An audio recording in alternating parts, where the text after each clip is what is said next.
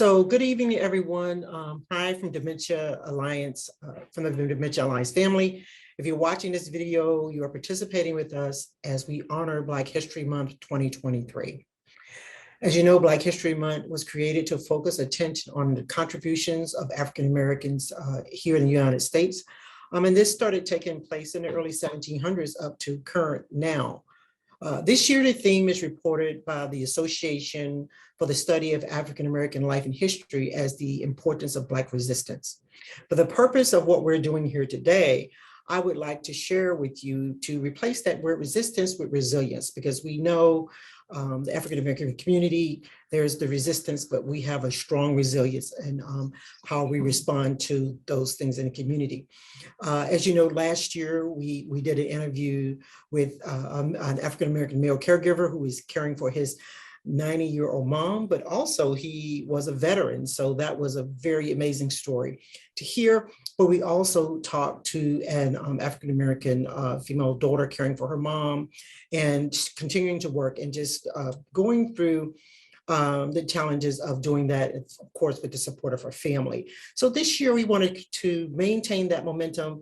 And today we're going to speak with another African American daughter who is caring for her mom, but her situation is a little different and she took a different turn. And so we feel it's always important to hear those stories and let African Americans know that it's okay to share your story about your journey when you are a caregiver, and more specifically caring for someone with dementia. So I would like to introduce to you Miss Angelita. Is that how you say it? Angelita. Angelita. Well, we are so glad to have her.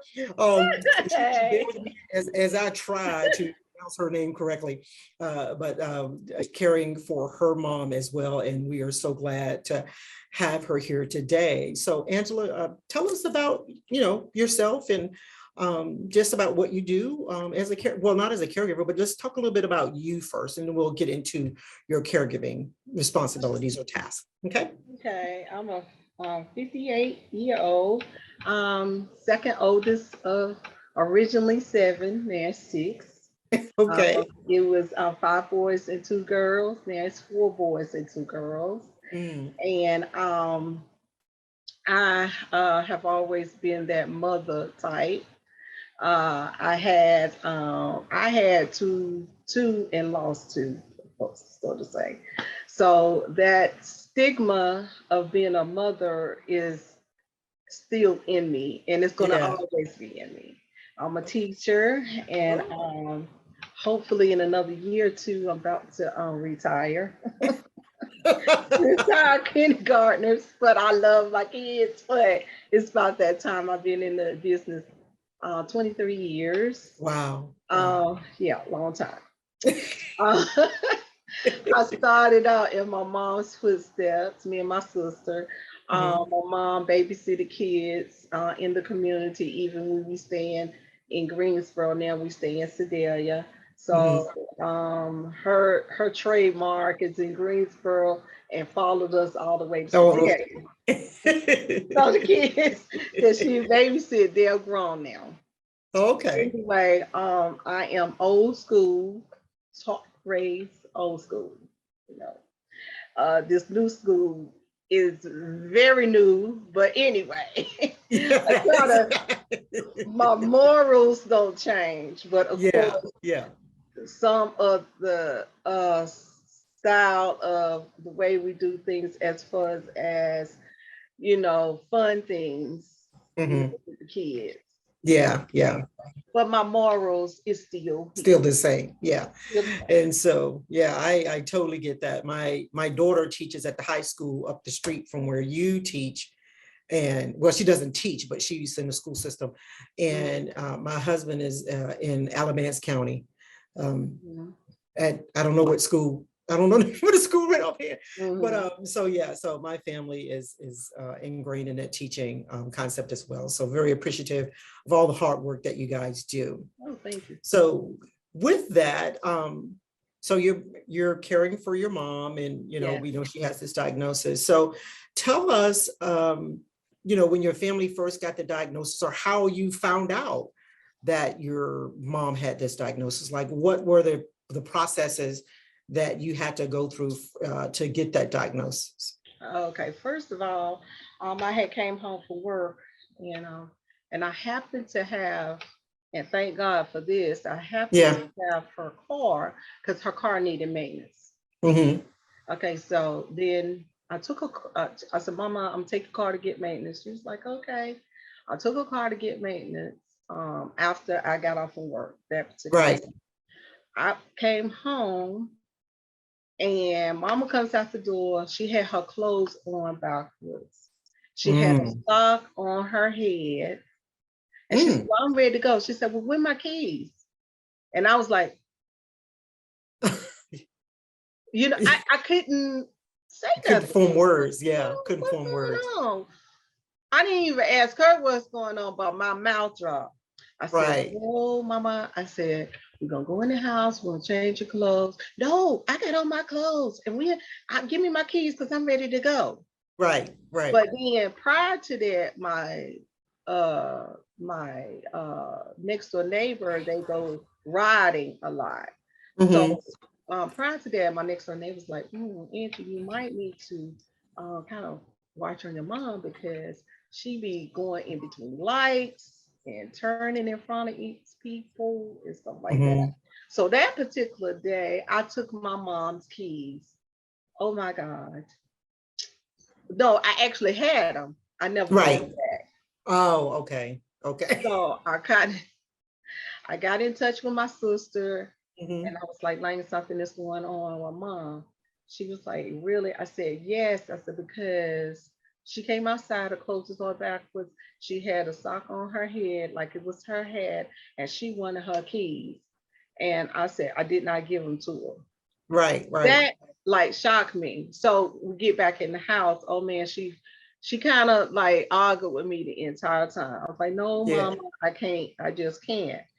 Right. So, things went on. She's still arguing, of course. She's still arguing. And she was like, I said, okay, well, can I get you ready for bed? No. So you didn't mess her up. I done messed it all up. Yeah. And so the next day, I called my brother. I said, hey, I need to get some stuff done. He said, what's wrong? And I told him the situation. He said, Right. really? I said, really? Yeah. Yeah. So I couldn't waste no time. I started on the phone. I started calling people. Right. Right. And her primary doctor had an appointment for her that like the next week. Right. Well, I had to call out from work. I could not go to work. I Right. had to call out, had to get a sub and so on. Right. Because I was scared to leave her home at this time. Wow. And Wow. it happened so quick, Yeah. So that huge to see something like that really is overwhelming. very Yeah. overwhelming. It took me for a loop, actually. Yeah. So let me ask you, so kind of going back a little bit, so that was a very dramatic, significant, thing that you, so can you think back further where there may have been some more less obvious signs that led up there and you said, okay, now it makes sense? Yeah, a little bit. Not so much bathing. Okay. Yeah. I was like, Mom, did you get a bath today? Yeah. Mm-hmm. Yeah. Why you asking? Those, she's something else.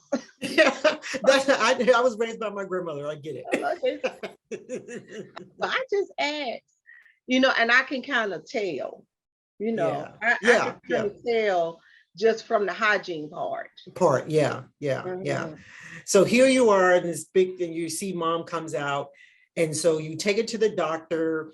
Do you get a diagnosis right away? Kind of what was that like? The primary doctor's like, oh, Miss Wade, we're gonna have to send you to a specialist, to Okay. her to a specialist. Mm-hmm. Okay, so we kind of, yeah, it was like a 3-week wait. And I was anxious, I was real anxious. I Yeah. want to get this like, oh, but she was still kind of the same. But I wasn't. She had left the stove on one time. I was in the bathroom. Ah, okay. There was a pot on, and I was like, it's like get ready to burn. So I took it off. I said, Mama, you're no longer cooking. I had to cut the cooking off. I had to cut Yeah. that part off. Yeah. Yeah. So you cut that part off. Well, I say, well, you can make cereal, but you cannot cook anything. I'll do the cooking, okay? Right. Right. She agreed to that. She was like, Okay. okay. Yeah, she agreed to that. So Well, you came up with you offered her alternative. I offered her So alternatives. yeah, Yes. yeah. So in thinking about that, so you had to wait 3 weeks. So what kind of thoughts were going on in your head and your siblings' head while you waited for that 3-week neurology appointment? Crying, me, my siblings. Yeah. Not so much the boys, me and my sister, because it was like, Mama is very sharp. She's a sharp lady. Right. And I think I cried for a whole week, but I ain't let her see me cry. Right. It kind of hit my heart. Like, okay, Mama is getting ready to go through this, and I don't know how to handle it. I had to ask God for some help because right. In the first beginning, it get rough. Yeah. It was kind of rough, but waiting for those 3 weeks, I didn't know. I was like, I don't know if she at the beginning, the middle, or the end. Which I know she wasn't at the end. Okay. But just to hear the doctor, so the doctor, she diagnosed, and she had Mama go through this series of tests, writing, she write her name, and at the time she could, and hearing like different sentences.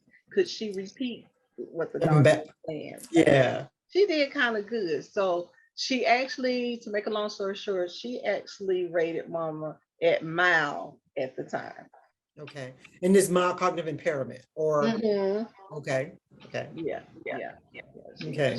She actually rated her mild. And so the doctor asked me to leave the room. Okay. And that's when she asked her all these questions, because she didn't want me to answer for her. Yeah, which is normal. We right. We want to be, so we answer for it. Yeah. So that makes sense. Yeah, because I'm good for doing it. You're a teacher. And Mom be like, I can answer for myself. Don't be answering for me. I'm like, okay, no problem. Okay. But she had me leave the room, and then she talked to us. She talked to both of us while I was present. Okay. So now you're okay. Your 3 weeks is up. You're at the neurology appointment. They come out and they say to you and your family what? They was like, well, Miss Wade. Actually, it was me, because my family, they kind of stay out of town. Okay. Except for a brother and a sister-in-law, they here, but Junior on his truck. So anyway. Okay. Like, Miss Wade, your mom has dementia.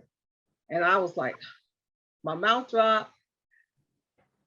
I couldn't control my tears. Oh, and I was like, Mom, I was just silent for a moment. She said, I know it's a lot to take in. And she said, I was like, okay, can you give us some medicine? She said, well, I can't offer some medicine to slow it down, but this disease is ongoing. It's so did you think, because you said, when 3 weeks before, the primary care diagnosed her with MCI, mild cognitive impairment. And so 3 weeks later now is like dementia.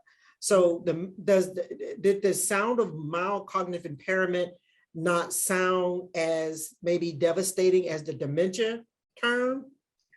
It didn't. It didn't. Okay. It was like, oh, okay, maybe I can live with that. Okay. So now 3 weeks later, we have this dementia diagnosis. And it's like, OMG, like, gracious, this is like, so we know what that means. Yes. And so you get in the car, you guys go home. And so do you tell your other siblings right away? And if so, or when you told them, how did they respond? What was their response? They was like myself, kind of like silent. Yeah. Like silent. Because like I said, my mom is used to going. She used to, doing a whole lot of talking. Mm-hmm. Well, my aunt had it, her sister had it. And even the neurologist had told us that, several stages is going to take place. When she starts talking, she's going to be, you got to like get used to that repeating. Mm-hmm. Mm-hmm. Well, mama skipped that stage. She would talk. Yeah. And she would talk about stuff that happened back in the day. Right. She wouldn't even, when she talked about it, that's it. She don't repeat it again. Yeah. She didn't repeat it again, but she always, like, if like me and you talking and she come in on the conversation, right. Her conversation is about who did what when at that particular time, not present. Yeah. So, and just hearing what you were saying about your mom's sister had the diagnosis. Did I hear that correctly? And I don't know if a lot of African Americans know this, but we're twice as likely to be diagnosed with Alzheimer's. And a couple of factors that play into that, is high blood pressure, diabetes, high cholesterol that leads to stroke and heart issues, but also the hereditary component of it as well. The diabetes, the high blood pressure, and the high cholesterol leads to what is known as vascular dementia.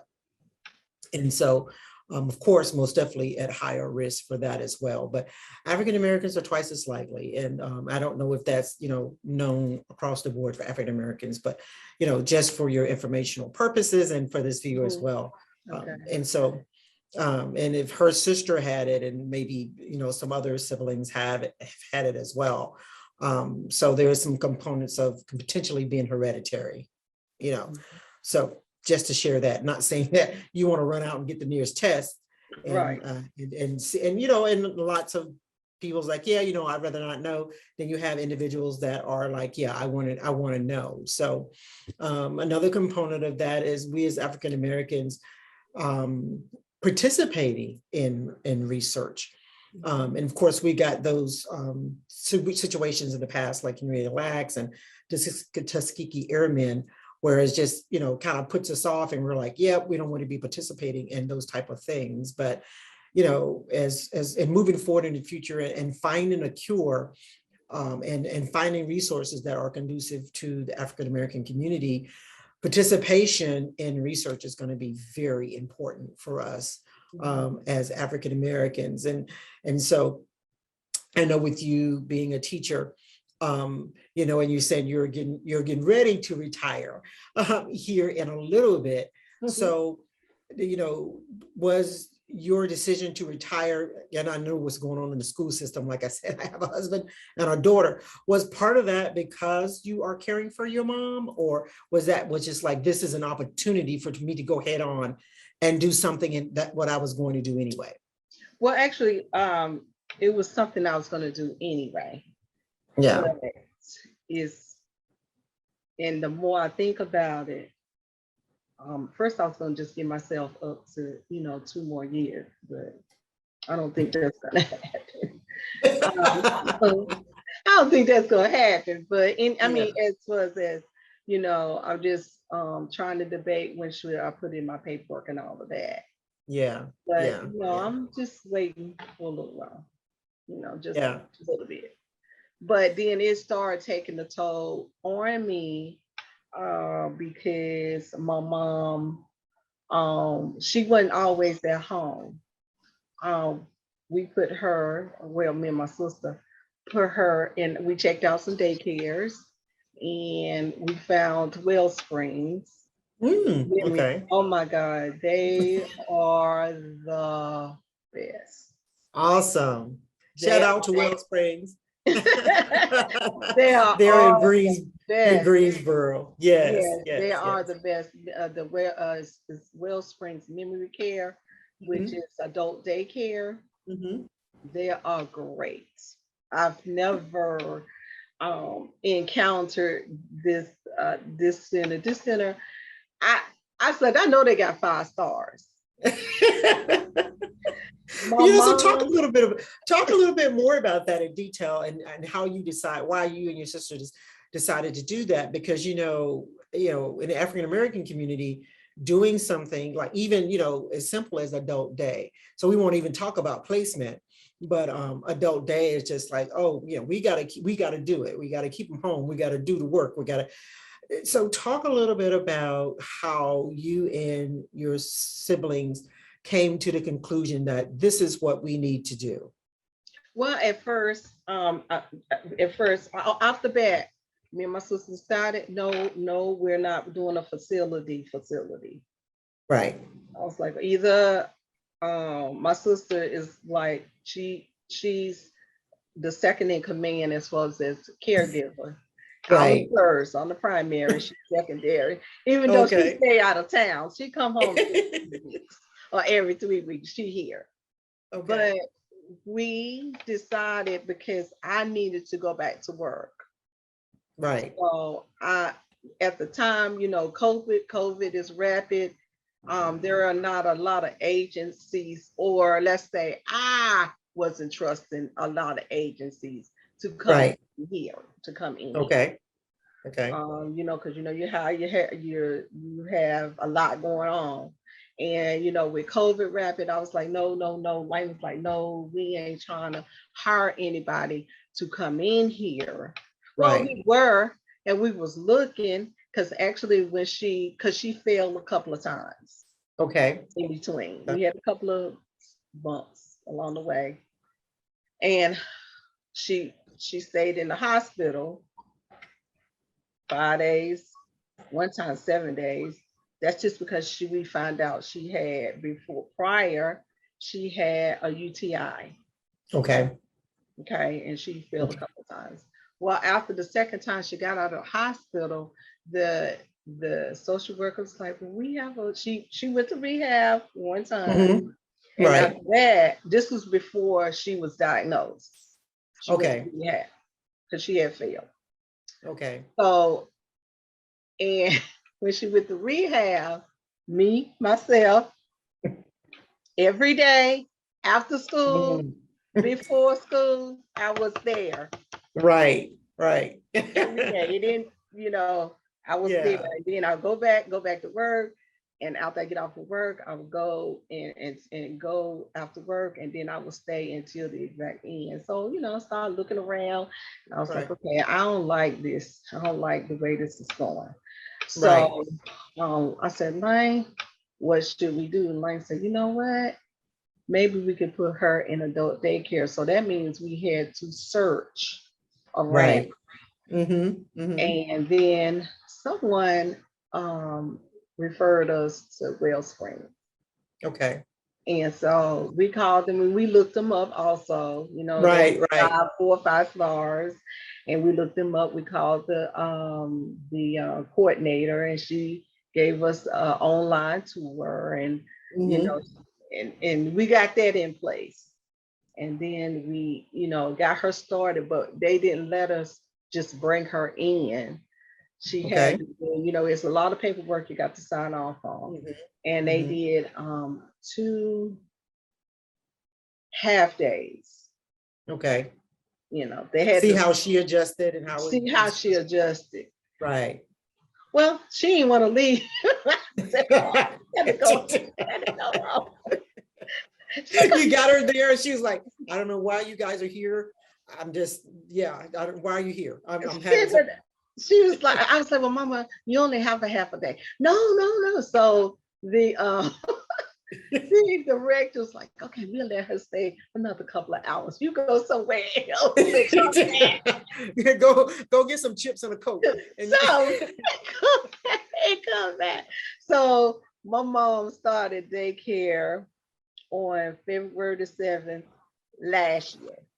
wow. Okay. So it actually, she did real good. She started on the 7th. I was out of work on the FMLA. Right. Her. She started on the 7th, and then the 7th, that's when we started back, when I started back to work. We would get up at 5 o'clock. I would get up at 5 o'clock. I would get her up at 5 o'clock, get her dressed, Right. from head to toe. We'd be ready to go about time 7 o'clock because the daycare didn't open till 7:30. Okay. So I would get her there by 7:30. My mama was a car rider. At first they was like, well, we can do transportation. I said, no, ma'am, no transportation for Miss Wade. I said, I am the transportation. Yeah. I'm just, I'm just, that's just me. I protect Yeah. my mom. That's just me. I was like, Yeah. okay, she's gonna be a car rider. So she Okay. was a car rider, and she really, really, really enjoyed it. She went Wow. all the way up to, let's see, February 7th till September 29th. Because, yeah, well, no, October 1. Okay. October 1 of last year. Of last year. Okay. Now, along the way, we had some bumps, and, but, Yeah. wasn't nothing that she couldn't bounce back to. Right. Right. And, Right. So she gained part of her, her little independence back, but then she lost her mobility to walk. Oh, yeah. So that makes it different. Wow. What an amazing story. So if you were to say or had comments for other caregivers, such as yourself, what would you say to them? What would you share with them? What would you think would be the thing that would be that they would really need to know? Please, please, please pay close attention to your loved one, even down to hygiene. I pay so much close attention, like like even like her face, cleaning of her face, nose, nose, ears. Yeah. Even down to, lips start getting chapped. Yeah. Just pay close attention to your loved one, but also, and I'm learning this myself, you must take time for yourself. Yes. You must take time. And I'm saying it that way because I actually just started taking time for myself. I hired a sitter. I got different things happen, and you think, oh, it'll be okay. Like I'll pay attention to those like bed sores. And sometimes bed sores is just not actually on the bottom. They can be on the feet, arms, elbows, anywhere. It could be anywhere on the body. Wow. And I have we have hospice coming in. I don't know if some caregivers know that hospice has home health care also. They have several layers of care. Okay. Well, that's good to know. Yes, we was turned on to that because at first my sister-in-law, she turned her sister, which is we still call family, is works with hospice, and their dad was in that vicinity because my heart dropped when she was talking about it. Because I was trying, it's like, my heart dropped. I was like, well, she not. They was like, we know she's not at transition, but they have different layers of care, and we loving it. That's a good. I really love that you kind of share that piece about the hospice because, like I said, my grandmother raised me, and when, older adults hear that word hospice, like, oh, it's 6 months to live. And so, like you said, there are layers of that. And that's another potential resource that caregivers can use, adult day. I'm very familiar with Wellsprings. A friend Jody works over there and she's awesome. So I know they provide awesome. And so just thank you for sharing that. I want, to emphasize to the African American community that tap into these community resources. Even if you ask questions, even if you don't think you qualify, ask anyway.